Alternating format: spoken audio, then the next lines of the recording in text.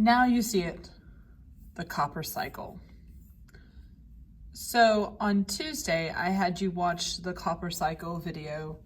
I also posted on there a lab safety video and a lab safety contract and a form for you to sign, recognizing that you do recognize the rules we have to follow here for labs to be conducted in a safe manner. We're going to use that lab to explain concepts here in chemistry. And so before we get started, I'm going to make a biology connection. I don't know if you know this, but octopus blood is blue-green in color. And it happens to be because it contains rich protein hemocyanin as opposed to the iron-rich hemoglobin that we have in us. And I found this compound interest one where it showed the different types of bloods and the reason that they have the colors. And so it's just a tie-in to your biology with our chemistry. So my very first question I asked you, and it's there for you to fill in for your notes, is how does the copper cycle demonstrate evidence for a chemical change?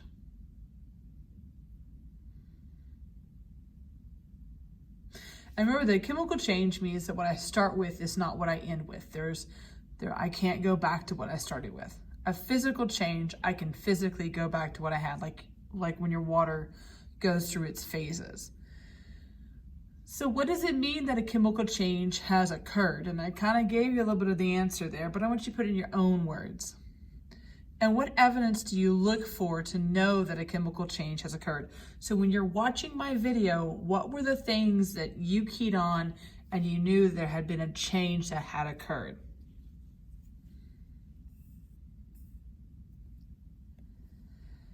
So interpreting observations, when we had nitric acid, it was added to the copper. We got a blue liquid that formed, and then there was this brown gas that was left in the beaker, and I mentioned to you that it was toxic. So where did my copper powder go? Because later on in the experiment, at the very end, I showed you that I got copper back again. So the copper never leaves the beaker. If you want to think about it being too heavy to leave the beaker. So the copper is present in the beaker throughout the whole thing. And so the copper was neither created nor destroyed, but conserved, and we call that the law of conservation. And so again, you have a question that goes with that. So where did it go? Because I haven't really told you where it went. And so experimentation is how we learn concepts in chemistry. And so I ask you, why are labs important to learning concepts in chemistry? What are they going to enable you to do in this class?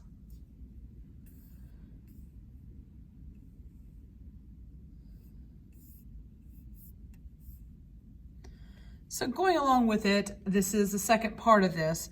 It's called What Goes Around Comes Around, and it's conservation matter. And this is where we get to really look at this lab.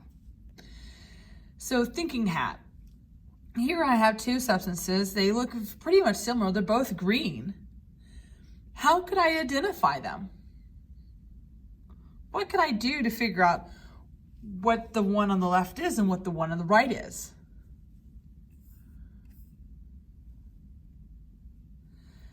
So how did we figure out what we made in this chemical reaction that we had, this whole cycle? Well, one thing that a lot of you might say is, well, we can compare the appearance of it, okay? And so when I first saw it, it turned blue, and so maybe it's copper sulfate, but the visual only gets you so far because there's a lot of things that are also blue. So then another approach is to examine the names and the formulas of the substance that were mixed together. So because the new substances have to be formed from the parts of the starting materials. So for example, I have sodium hydroxide, I add it to the beaker and the second step of the cycle, and so I would conclude that I produce a copper hydroxide because it's got a bond with something in there. And since a blue solid is formed and hydroxide is one of the starting ingredients, that's how I can deduce that. Okay, that's cool. So when I added the nitric acid to the copper, that was the very start of our copper cycle. And so what we're going to look at is, how do we figure out what everything is? So we add the nitric acid to the copper powder. We get a clear blue solution and a brown gas is formed. So I have HNO3 aqueous and it's added to copper solid and I get a blue solution and a brown gas. So how do I figure this out again? Okay. So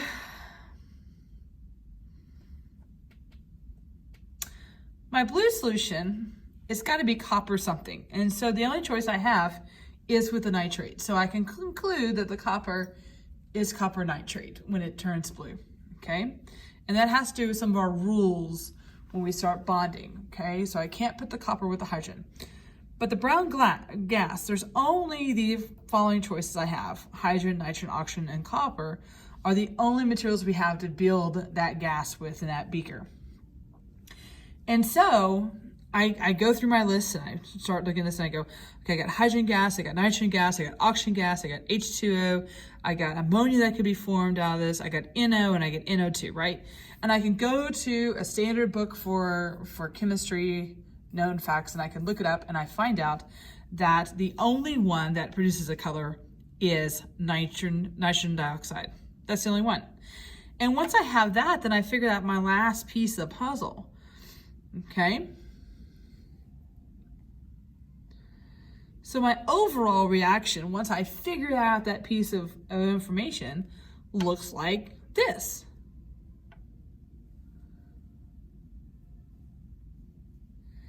So environmental connection, I mentioned that the brown gas was bad for us. It is bad for us. Nitrogen dioxide is part of smog, and if you've been to places that are polluted, you notice a red-brown color in the skies above the cities.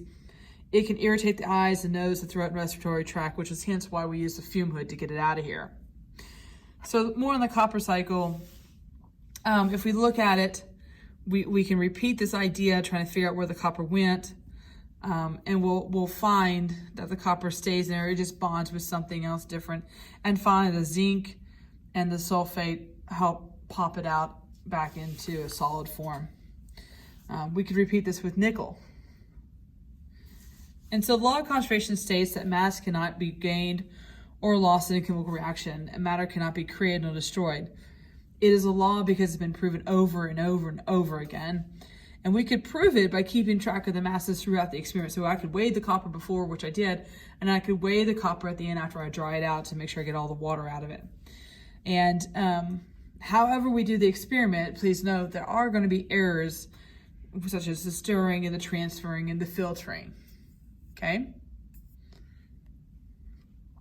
So pennies were made of solid copper back in 1836. They're no longer made of copper.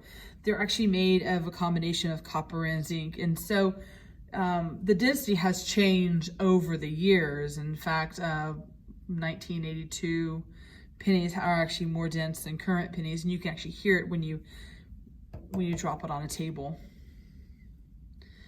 And last thought on this, I just want to bring out the history of chemistry. Antoine Lavoisier is really our father of modern day chemistry, and he debunked what's called the Phlogiston theory, and it's just a theory that they used to try to explain when they had a difference of mass. They would call it phlogiston, whatever it was.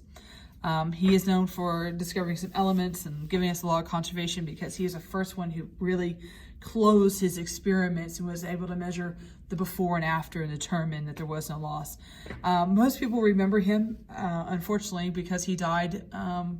He lost his head during the French Revolution. He died in the guillotine.